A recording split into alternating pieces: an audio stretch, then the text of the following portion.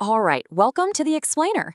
Today, we're diving deep into the one single event that catapulted the United States into World War II, the attack on Pearl Harbor. Just imagine hearing this crackle over the radio. Air raid Pearl Harbor. This is not drill. That was it, the raw, frantic signal that a meticulously planned, absolutely devastating surprise attack was underway. An attack that would literally change the course of history in just a couple of hours. So before we even get into the how or the why, there's one number we have to start with. The human cost. 2,403. That's how many Americans, sailors, soldiers, Marines, civilians, died that day. That number, that's really the anchor for this whole story. So how did it come to this? To really get what happened on that morning, we've got to rewind the clock a bit. You see, this attack didn't just come out of nowhere. Nope. It was the boiling point after years of tension between the US and an ambitious, expanding empire of Japan. Think about it. To run a modern military, especially a navy and an air force, what do you need? Resources. Lots of them. And Japan just didn't have things like oil and rubber. So their big ambition was to build this self-sufficient empire in Asia.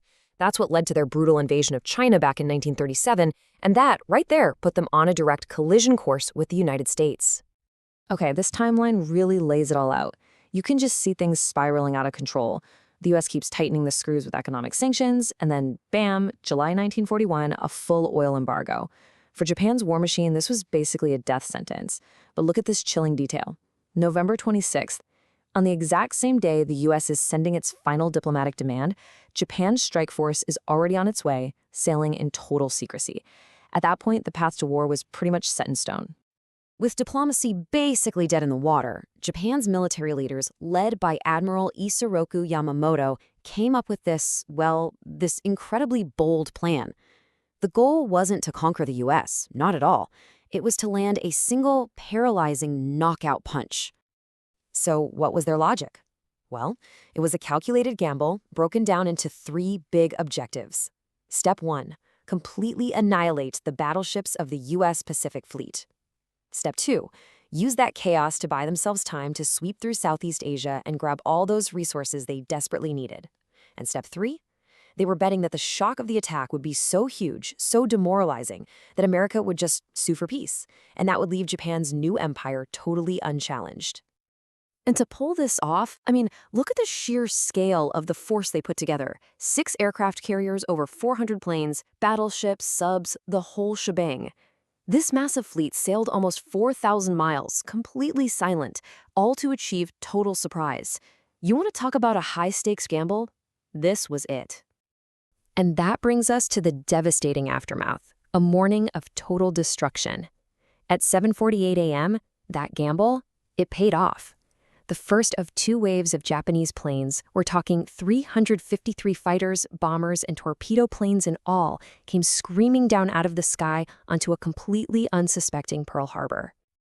Their main targets were the big guys, the 8 battleships lined up on what they called Battleship Row. And you can see from this table, the devastation was just immense. Every single one was hit. The USS Arizona was basically vaporized when a bomb hit its forward magazine. Over 1,000 crewmen gone in an instant. The Oklahoma got hit by torpedo after torpedo and just rolled over, trapping hundreds of men inside. But here's something amazing. Look closer. While the Arizona and Oklahoma were lost for good, 6 of those 8 ships, they were eventually salvaged, patched up, and sent back out to fight. From a purely tactical point of view, you have to admit this attack was a stunning success for Japan. Just look at the comparison of losses here. It's incredibly lopsided. The US lost over 2,400 people. Japan, fewer than 130. From a military planning perspective, it was about as close to a perfect operation as you can get. Of course, the political fallout was immediate and explosive. The very next day, President Roosevelt stood before Congress and delivered one of the most famous speeches in American history, calling December 7th a date which will live in infamy. With those words, it was official. The United States was at war. Okay, so this is where the whole story takes a sharp turn. We've talked about the tactical win, but what about the long game? Was it a strategic blunder? Because here's the thing. While the attack was a brilliant military victory on the day, a lot of historians now look back on it as one of the biggest strategic mistakes ever. So why is that? This is maybe the most important question of all, because the really crucial part of this story isn't just about what was hit that morning. It's about what was missed. The Japanese planners were so laser-focused on those battleships that they completely overlooked other targets that would end up being way more important in the long run. And here they are, the critical missed targets. This right here is the key to the whole strategic failure argument. First, by pure dumb luck, all 3 American aircraft carriers were out at sea that day. They weren't even in the harbor. And these were the new kings of naval warfare.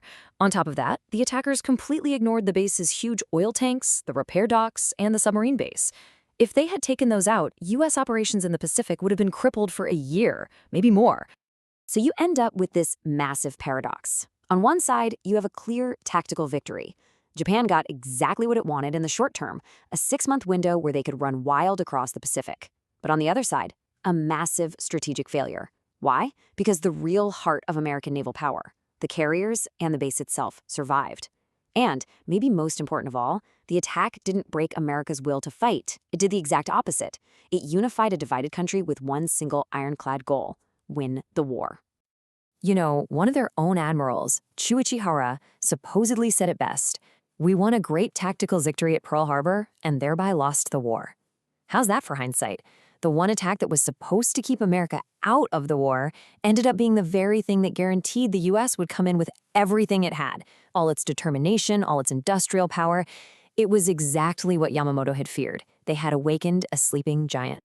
Which leaves us with this final big question. Was the attack a tactical masterpiece, but Japan's greatest strategic blunder? By going after the symbols of American power, those big, impressive battleships, did they completely miss the true sources of that power? The carriers, the fuel, the repair yards, and maybe most importantly, the will of the American people to fight back. That's the complicated legacy of that day, and it's a heck of a thing to think about.